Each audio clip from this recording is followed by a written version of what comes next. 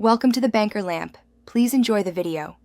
You start by validating prerequisites, Dbms version, storage engine, and that you have create and alter rights.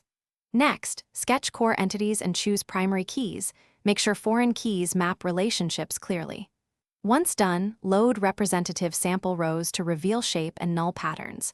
You then normalize to at least third normal form to remove redundancy, but avoid over-normalizing for expected reads. Finally, create a temporary schema draft so you can run DDL quickly and iterate. You now convert the draft into concrete DDL. For each table, pick precise column types and set not null where required. Add default and check constraints to enforce business rules.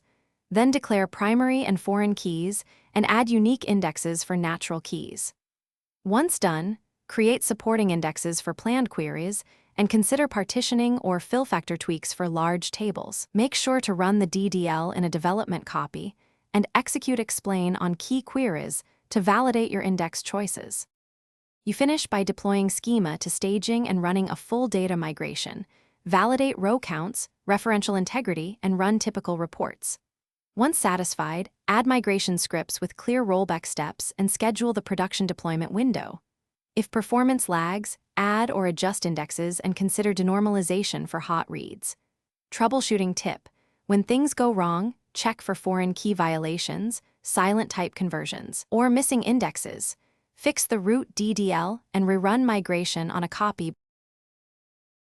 Thanks for watching. If this was helpful, leave a like and consider subscribing. See you next time.